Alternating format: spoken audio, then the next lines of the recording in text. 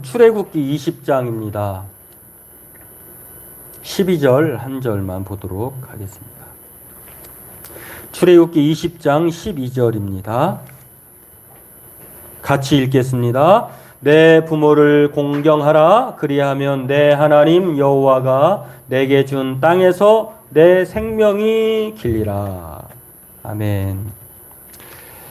오늘은 십계명 중 5번째 계명 말씀에 대한 부모 공경에 대한 말씀으로 은혜를 나누려고 합니다. 오늘 이 5번째 계명은요, 우리가 여러 가지 특징을 발견할 수 있는데, 십계명을 두 돌판으로 생각할 때에 1에서 4계명을 한 돌판, 또 5에서 10계명을 마지막 계명을 두 돌판으로 나눌 때에 이 5번째 계명은 첫 번째 전반부와 후반부를 연결해 주는 연결고리, 또는 우리가 문으로 표현할 때에 경첩에 해당되는 말씀으로 생각을 합니다.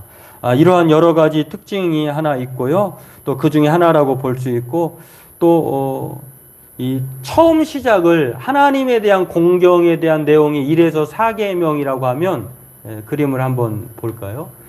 나머지 이웃에 대한 사랑에 대한 계명으로 5에서 10계명을 볼 수가 있는데, 왜 살인하지 말라, 간음하지 말라, 도둑질하지 말라, 그다음에 내 이웃의 것을 거짓 증거하지 말라, 내 이웃의 것을 탐내지 말라라고 하는 이 다른 계명이 있는데 왜 하필이면 하나님께서 부모를 공경하라라고 하는 계명을 두 번째 후반부의 두 돌판의 첫 번째에 하게 하셨을까?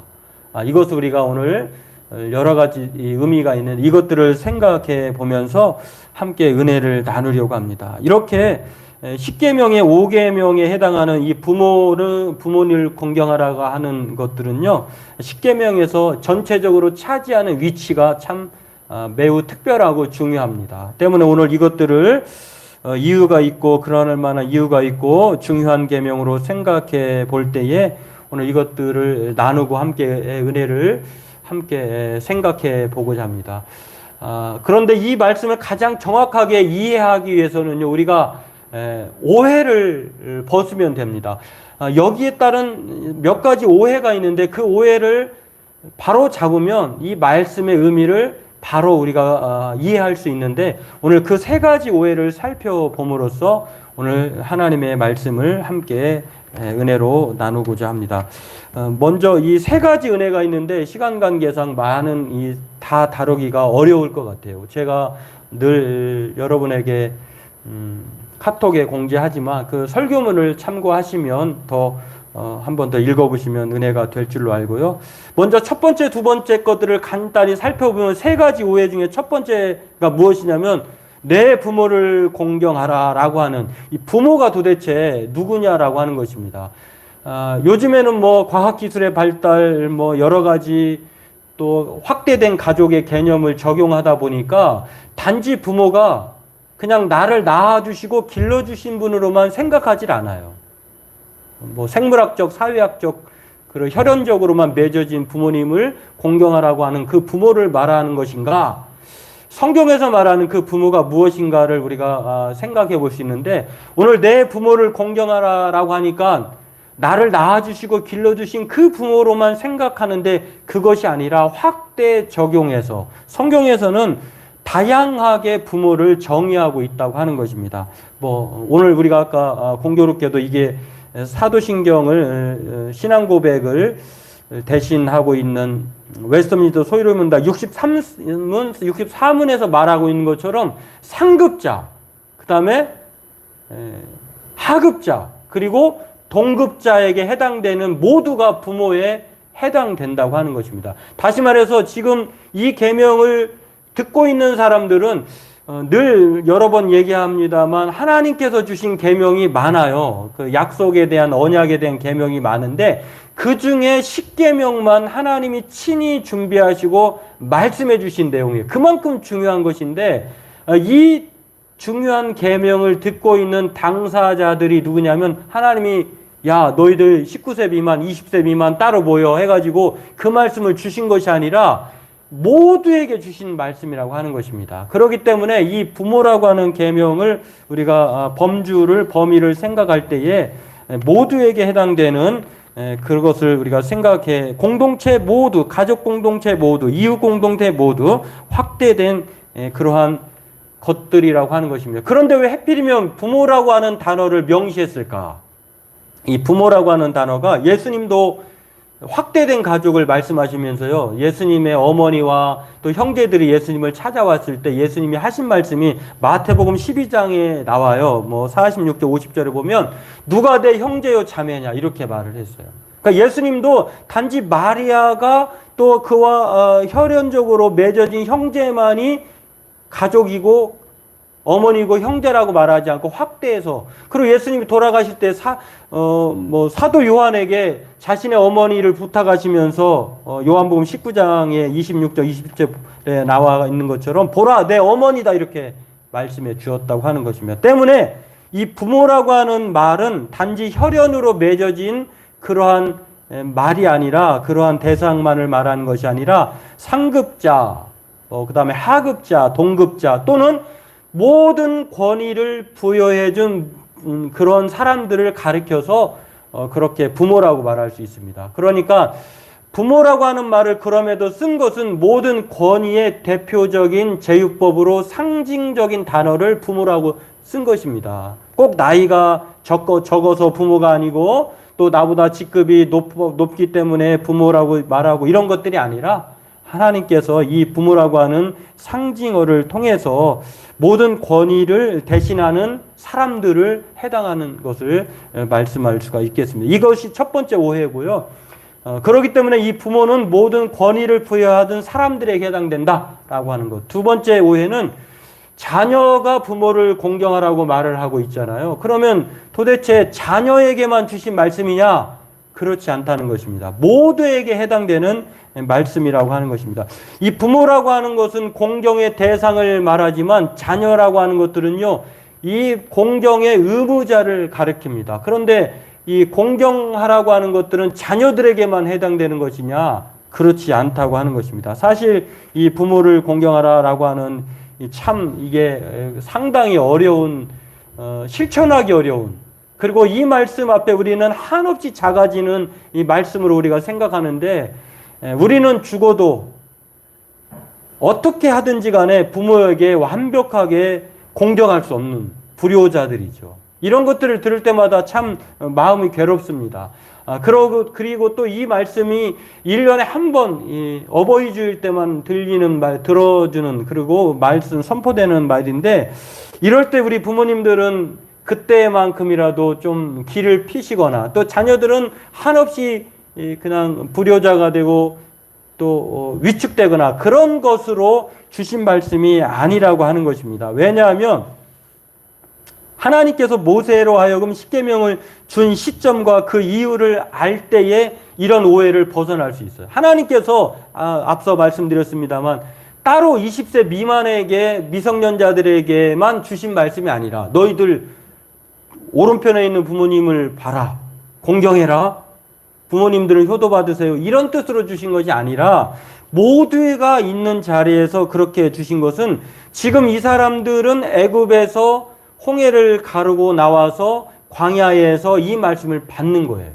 애굽 백성이 아니에요. 그리고 앞으로 가나안에 정착해서 살아가야 될 사람들이에요. 그러니까 앞으로 너희들이 광야 생활을 통해서 가나안 땅에 가서 정착할 때에 세상 사람들도 다 부모를 공경하거든. 그러니까 너희들은 더 특별해야 돼 라고 하면서 새 시대의 새 백성으로서 살아갈 말씀으로 주신 것이라고 하는 것입니다. 때문에 이 5계명은요, 단지 자녀들에게만 주신 계명이 아니라 더 나은 윤리와 도덕을 가지고 살라고 하는 하나님의 백성들 모두에게 주신 말씀이라고 하는 것입니다. 그래서 하나님의 성민으로서 이 말씀을 순종해야 될 그러한 의무가 우리에게 따르고 있다라고 하는 것입니다. 그래서 사도 바울은요, 이 제5계명을 에베소 6장 1절에서 4절을 통해서 이 계명이 단지 자녀들에게만 주신 계명이 아니라 모두에게 주신 계명이라고 하는 것도 사실을 뒷받침해 주고 있는데 이렇게 말합니다.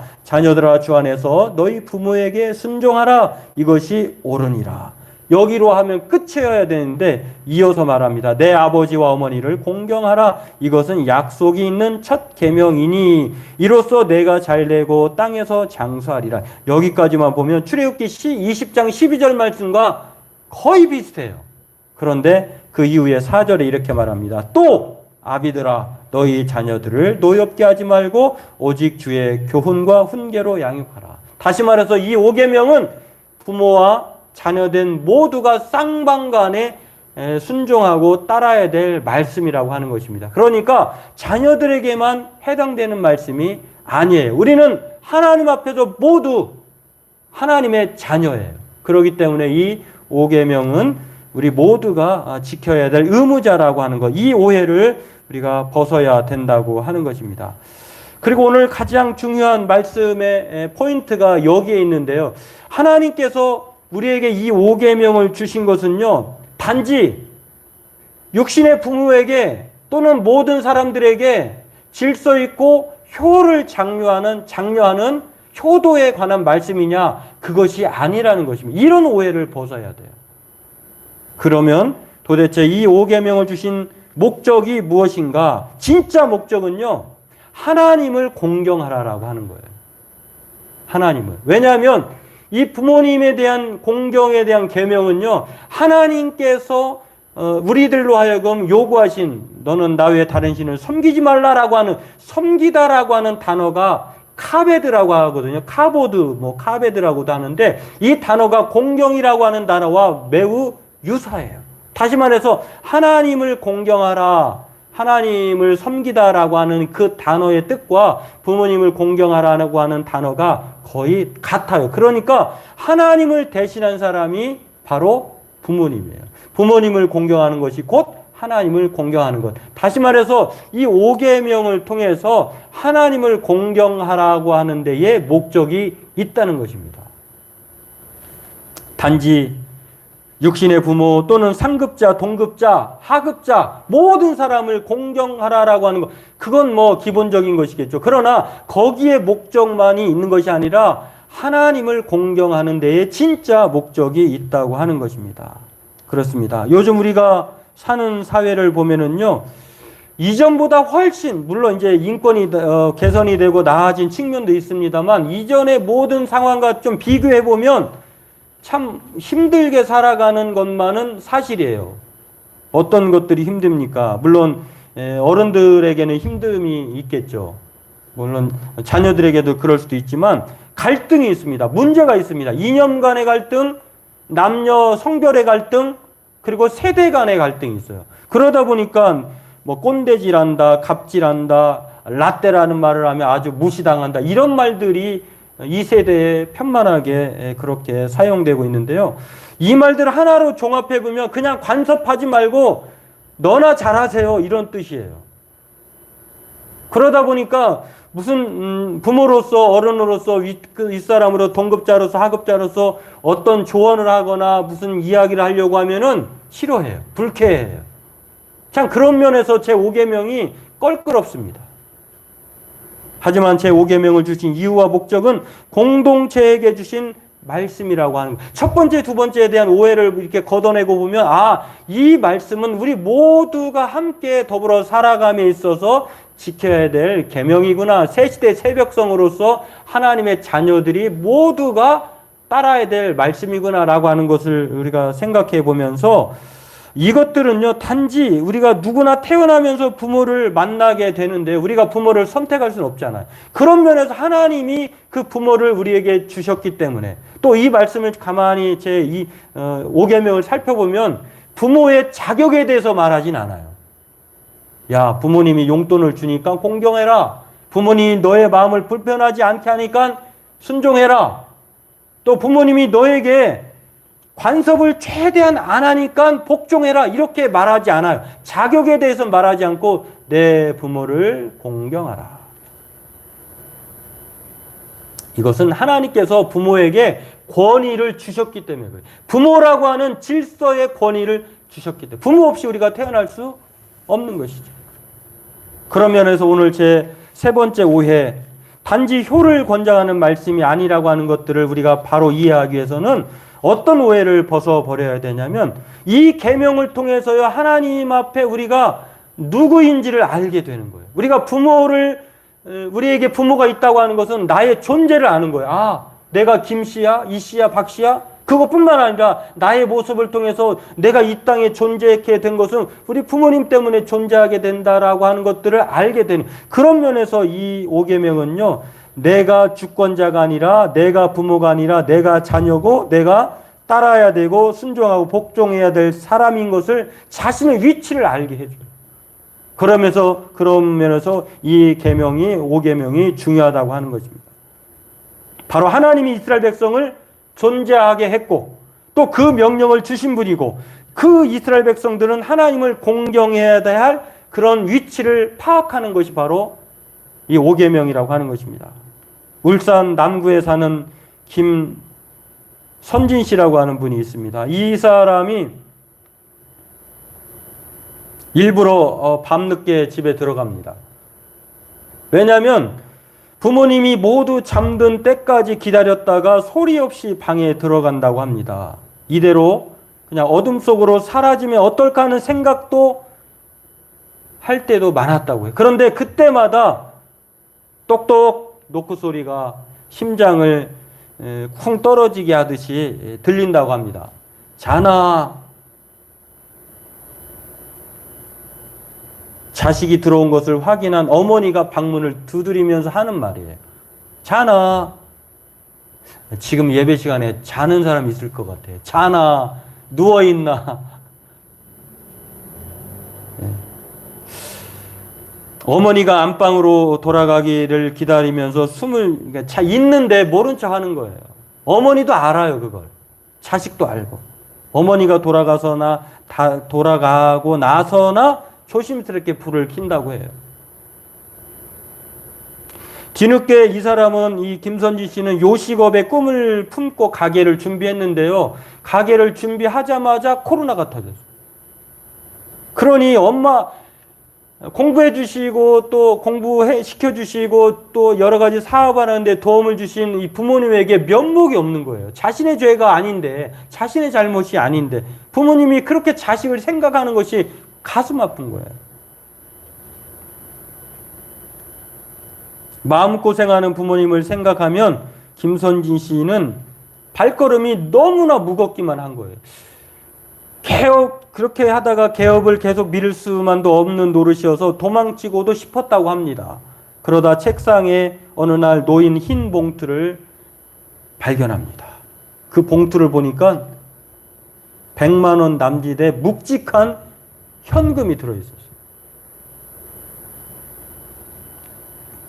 거기에는 한 문장의 글귀와 함께 그 돈이 들어있습니다. 실패해도 괜찮다. 망해도 안 죽는다. 집에 일찍 들어와라. 이게 부모님의 아들을 향한 마음이에요. 실패해도 괜찮다. 망해도 안 죽는다. 집에 일찍 들어오라. 이 말에 힘입어서 이분이 용기를 내서 개업식을 했고 지금도 일을 하고 있다고 하는 것입니다.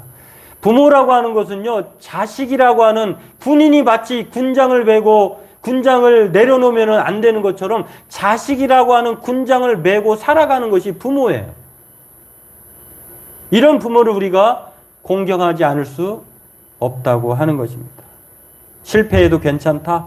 망해도 안 죽는다. 집에 일찍 들어와라. 이게 바로 하나님 아버지의 마음이에요. 그 이상이에요. 우리에게 하나님은 바로 이런 부모님 이상이라고 하는 것입니다. 밤마다 문 열어놓고 기다리세요. 나간 자식 돌아올 때까지 노심초사하시고 격려와 사랑을 아끼지 아니하십니다. 자기 자신을 내어주시기까지 우리를 사랑하시는 분이 바로 하나님 아버지예요. 그런 면에서 오늘 이 하나님께서 우리에게 말씀하시는 제5계명은 단지 육신의 부모를 공경하라고 하는 그 이상의 하나님에 대한 공경을 말하고 있다고 하는 거예요. 그 하나님을 보면 우리는 한없이 작아져요. 우리가 죄인이고 우리는 주권자가 아니라 하나님 앞에 우리는 피조물 자녀 보호의 대상이라고 하는 것입니다. 또한 이 부모 공경을 통해 하나님은 우리로 하여금 공경하게 하는 것인데, 여기 주신 목적은요, 신앙의 목적이 있어요. 신앙의 목적. 내가 너희의 아버지다. 종교개혁자 칼빈은요, 자신의 이 십계명 설교를 통해서 5번째 계명이 교육의 목적이 있다고 말을 했어요. 이 계명은 교육용이다. 어떤 교육입니까? 단순히 부모에 대한 공경을 말하는 것이 아니라 하나님에 대한 공경과 연관되어 있다는 것을 말하고 있어요. 하나님을 대신하는 분이 부모님이야. 부모님을 공경하는 것이 곧 하나님을 공경하는, 바로 이것이 신앙의 교육적 목적이라고 하는 것입니다. 부모 공경은 타락한 인간의 교만을, 어떻게든지 우리 부모는요, 자녀들은 부모를 공경하려고 하지 않아요. 왜냐하면 자기 자신만 생각하게 되어 있는데, 그게 바로 인간의 보편적인 타락한 본성이라고 하는 것입니다. 이게 만약에 계명이 없다면은 정말 자기 멋대로 산다는 거예요. 우리가 하나님 없이 사는 것처럼, 로마서 1장에 나와 있는 것처럼 하나님을 마음에 두기를 싫어해요.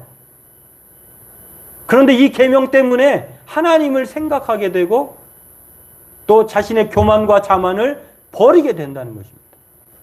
그런 면에서 제6계명과 10계명 중에 가장 먼저 이웃사랑에 대한 계명으로 5계명을 맨 후반부에 첫 번째 위치해 주고 있다고 하는 것입니다. 후반부의 첫 번째 계명으로 주신 이유가 무엇입니까? 이 계명을 통해서 하나님이 부모님을 주신 분으로 생각하라는 거예요. 그 부모의 권위를 주신 분이 바로 하나님인 것을 알고 그 하나님을 공경하라고 하는 것입니다. 그렇기 때문에 이 제5계명은요, 단지 동양적 사고방식, 유교가 가르치는 효의 사상을 말하는 것이 아니라 하나님에 대한 믿음을 통해서 하나님을 알게 하는 신앙의 목적에 있다고 하는 것입니다. 그 하나님은 우리의 최고의 권위자, 모든 권위를 주신 분이 하나님이세요. 그리고 우리의 주권자이시고 우리를 거듭나게 하신 창조주 부모님이라고 하는 것입니다. 그래서 우리가 주기도문을 할 때 하늘에 계신 우리 아버지 이렇게 말하잖아요. 사도신경에도 마찬가지입니다. 전능하사 천지를, 나는 전능하신 하나님 아버지를 내가 믿사오며, 이렇게 말한, 주기도문이나 사도신경이 하나님을 아버지로 말을 합니다. 그 하나님은 우리의 삶을 인도하시는 참 아버지이시고 우리를 향해 끊임없이 가르치셔 주시는 분이며, 우리가 때로는 잘못된 길로 가면 징계하시고 훈계하시는 부모님이라고 하는 것입니다. 그런 면에서 오늘 저와 여러분들이 이 계명을 따라야 할 이유가, 우리는 세상 사람들과 다른 하나님의 종, 하나님의 백성이기 때문에 이 말씀에 순종하는 것이 마땅하다고 하는 것입니다. 그래서 오늘 성경은 하나님의 말씀이기 때문에 이 계명을 순종해야 할 것을 말씀하시면서, 이 순종은 하나님을 바라시는 대로 따르는 것이 바른 순종인 것을 알려줍니다. 그러나 오늘 이 계명에는요, 단서가 붙어 있어요. 주 안에서, in the Lord라고 하는 주 안에서, 부모님이니까, 윗사람이니까, 동급자이고 권위를 부여받은 사람이니까 무조건 순종하라는 것이 아니라 주 안에서라고 하는 단서를 붙입니다. 이것은 무엇입니까? 복종의 목적과 한계가 분명하다는 거예요. 하나님을 거스르게 하고 또 신앙에 반대되는 것, 말도 안 되는 것을 무조건 복종케 하는 그런 것이 아니라 주 안에서라고 하는 신앙의 목적. 그리고 이 주 안에서라고 하는 것은요, 우리가 살아있을 때 동안만 효도할 수 있는 거예요. 돌아가시면 할 대상이 없어요. 그리고 우리가 죽으면 다 하나님 앞에 부모 자식으로 가는 것이 아니라 한 형제 자매로 가게 되는 거예요. 그렇기 때문에 이 5계명은 지상에서의 삶에서의 한계이기 때문에 우리가 떠나가면 못하는 거예요. 그렇기 때문에 우리가 긴급하게 노력해야 되고 이 계명을 통해서 우리가 순종을 요구하고 있다고 하는 것입니다. 심리대화법 전문가이자 소통 칼럼니스트인 오수양 씨가 있습니다. 이분이 살았던 삶의 모습을 보니까 기찻길 옆 동네를 살았는데요. 자기와 여동생 그리고 남동생 3남매가 살았는데 어머니가 홀로 이 남매를 키우는 거예요. 여러 가구가 화장실 하나를 나누어 쓰는 그런 상황의 집이에요. 진짜 그냥 노래로만 기찻길 옆 오막살이 그런 집에 살았는데 어머니가요, 이 3남매를 키우는데 방 한 칸짜리 5식구가 옹기종기 모여 사는 가난한 살림, 그리고 신발 공장, 잔업, 야간 근무까지 하면서 이 팍팍하게 생활을 하면서 이 3남매를 키우신 거예요. 뭐 아버지가 무능했는지는 모르겠는데 아무튼 이 고달픈 생활이면은 틀림없었는데 어머니는 이 3남매를 늘 미소로 키웠다는 거예요. 자신은 힘들고 고통스럽지만 매일 아침 3남매를 앉혀놓고 엄마가 이게 따라서 하라고 했다고 해요. 뭐라고 하냐면 오늘도 아침 해가 밝았네. 날씨가 엄청 실이 맑고 좋네. 자, 오늘도 엄마 말 따라 하고 시작한다. 오늘도 즐겁게 즐겁게 화이팅. 그러니까 엄마가 늘 이렇게 아침 밥상을 차려놓고 3남매에게 오늘도 즐겁게 즐겁게 화이팅. 이 말이 얼마나 귀찮고 피곤했는지 몰랐다고 합니다. 오수양 씨가. 그래서 그럴 때마다 엄마가 이런 말을 했다고 해요. 네가 유명하고 똑똑한 사람이 안 되어도 괜찮다. 그냥 즐겁고 행복하게 살면 좋겠어. 말하다 보면 이루어져. 엄마가 그렇게 독려하는 거예요. 자기 전에는 엄마는 공장 다니면서 돈을 벌어 너희 공부시키고 밥도 먹일 수 있으니 참 감사해. 너희는 오늘 어떤 것이 고마웠어? 이렇게 물어봤다고 합니다. 한 번은 이 오수양 씨가 성적이 뭐 형편없었는데 도덕점수에서 85점을 맞았다는 거예요. 그런데 자기 딸이 도덕점수에서 85점을 받은 것이 너무 기뻐가지고 그날이 월급날이어서 방앗간에 들려가지고 시루떡을 맞춰가지고 동네 분들에게 어른들에게 다 우리 딸이 도덕점수 85점 맞았어요 라고 하면서 동네 어른들에게 이 떡을 돌렸다고 합니다. 그러니까 동네 어른들이 그 오수양 씨를 어린 꼬마를 보면서 장하다. 다음에는 국어도 수학도 영어도 85점 맞거라 이렇게 말해줬다고 합니다. 여러분, 이 말이 이 사람에게는요, 자기 딸인 오수양 씨에게는 큰 자존감을 세워주는 그런 말이었다고 해요. 그런 어머니였다고 해요. 야, 도덕 점수만 85점 맞았어? 이렇게 하지 않고. 그리고 어머니의 늘 같은, 한결같은 즐겁게 즐겁게 화이팅이라고 하는 격려를 불어넣는 말. 이분이 세월이 지난 이후에 이제 그분이 어느 자리에서 어느 정도 위치를 차지하면서 자신의 삶을 돌아볼 때 어머니의 양육법이, 어머니의 그런 행동이 자신의 역경지수를 높은 사람으로 만들어 놓았다는 것입니다. 힘들고 지치고 어려울 때 어머니의 그 행동, 말, 자존감을 세워주고 격려를 불러일으키는 말.